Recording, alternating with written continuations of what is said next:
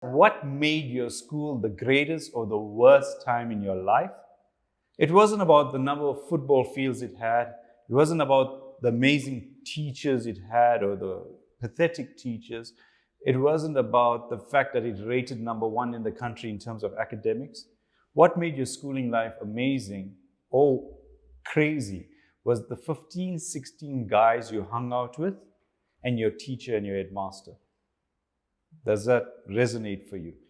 You don't care about whether it had broken windows like my school had or it had an L-shaped football ground. It was about the fact the guys you hung out with. And at some level, because you're growing up with them, you resonate with them, you agree on how they see the world, and because you're getting your stimuli from the outside, they gain the same stimuli, and you're kind of growing up at the same level. So you start viewing the world the way they do, and you assimilate and you agree upon that world. And it's all very well. You kind of go through this at school, then at university, and sometimes university can be tougher because you sometimes feel isolated, but sometimes if you connect with the people you're studying the same subject with, because there's similar demands in terms of stresses. You have to meet up to the requirements of passing. Everyone at the end of the day wants to pass. No one says, I really want to fail. So you kind of know that puts pressure on you at some point during that year. As much as you partied every night, at some point, especially the night before the exam, everyone's struggling and studying together. So you kind of connect at various levels. And it's great, and you might have done great things, powerful things, crazy things with your friends. The problem is at some point as we grow as adults, the friendship circle reaches a level of agreement and approval about behavior, habits, character, and personality. And where is the danger in that? Some of the habits that might have started off as being fun, for entertainment, for socializing, to fit in, to be one of the guys, turns out that if it's continued, can be pathological and inappropriate for your health. And one of the biggest ones can be substance use.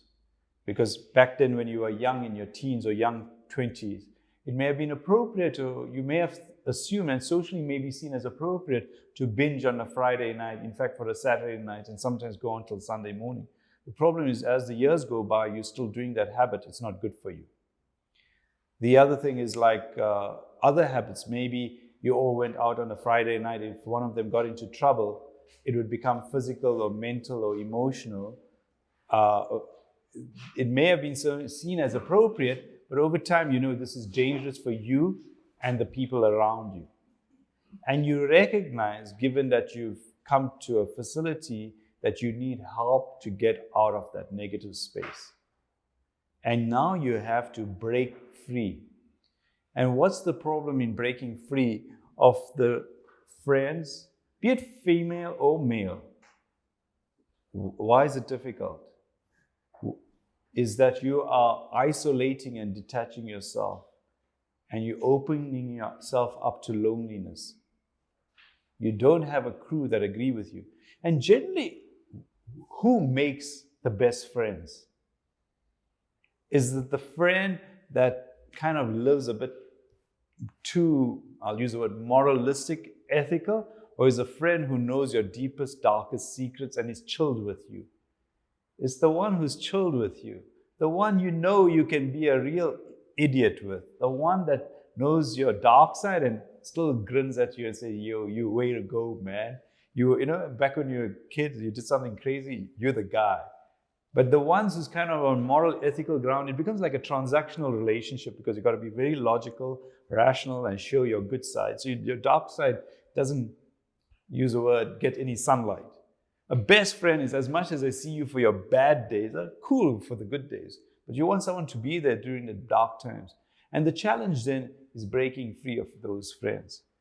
Because if you've been using or behaving in a manner that's negative, now you have to go into another world. And that means leaving that side of you. And now the group you're going to be in is all going to be holier than thou. And we kind of like, there's a part of us that seems to not fit in. But what we need to do, it's not necessarily of saying, I want to cut off my friends.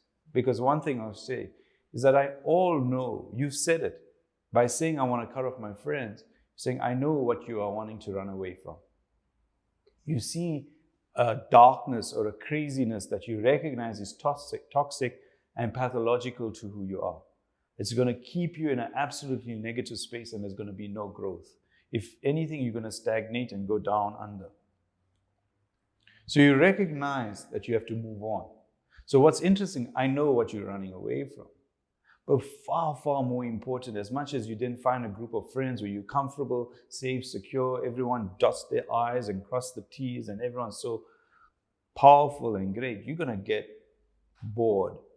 And you're not going to feel integrated, because there's a part of you that kind of always wants that side of us to kind of be addressed. I know what you're running away from, but what's more important is to understand where you're running to. And why is that important? Because if you have something powerful to chase, if you have somewhere to go, that will allow you to bring your entire self into being. Now, when I say I know where you're running to, over the years I will ask people, what's your plans for the future? And people will give me an answer which is logical and rational. I want to finish matric, which for some people can seem irrational and illogical, or finish high school, which, right? But for most of us, hopefully, kind of just sometimes sadly pitch for the exams, write something, and hopefully just get enough to pass, right? And what we do is we set goals which does not, I'm going to use the word, stretch us. And we set a goal that's just into the future. And we generally do that. It's a whole thing on goal setting, because we don't want to acknowledge failure. We want to just make sure we pass. So even the goals we set for ourselves, so no one can accuse us of not being good enough, not being worthy. So we give ourselves a goal just into the future. But fundamental to all of us, what you and I need to do is we need to set goals that are beyond logic and rationality. We have to set a goal which is, I'm going to use the word, crazy. They got to be like way out. They got to be illogical, irrational, and nonsensical. I'm not saying now you must say, hey, the example I commonly use is, I'm going to run the 100 meters faster than Usain Bolt, right? And probably if I got in my car, I don't think my car will keep up with him, right? Because why is that inauthentic? Because you have not prepared yourself for the journey of running as fast as Usain Bolt, all right? In fact, sitting on this chair makes me inappropriate to run, all right? The man has been training from a young age. Yes, we'll argue that he's had the genetic prowess. He's got the right genes from his dad, his granddad, his grandmom, his mom. So that prepares him for his journey. And fortunately, he fits the rules of the competition. Because the competition has been set over 100 meters. The meter was determined by the French, and everything came together to allow this guy to shoot out of the starting box as quickly as possible to run it in 100 meters as quickly as possible, right? If it was maybe 50 meters, might have been a different game, I don't know. But what I'm getting at, the competition suits him. Now be wary what we all do. You and I have been so logical and rationalized and believe in the rules of the game that we don't recognize it's not about the competition. Because if you and I had to fit in with a competition, you have to make sure that your body, your mind, your emotions are geared towards that rules and regulations of the competition. All right? And what do I mean by that? Is that be wary that society's rules and regulations won't meet up to what you are. So what that demands is you create your own space where you can be authentic and integral and be the absolute individual of who you are. Now, the various ways you and I can excel, be it in terms of wealth, health, and relationships. People ask me, what must I focus on now that I'm leaving this place? I'll always bring up its wealth. I don't know if anyone in the room has more than enough. I just heard, what's his name? Zuckerberg lost $7 billion last night because Facebook went down, all right? $7 billion last night, right? I don't think it really affected his cost of living or that he had to downgrade, right? Okay, wealth, okay, and health, there's always room for health. You agree? All right? And relationships, you know, there's always room to be a better father, a mother, a sister, a boyfriend, a child, a sibling, an in-law. There's always room for all these relationships, health and wealth. If you set that goal into the distance, someone brought up the concept of me of unconditional love. And she believed there's no such thing.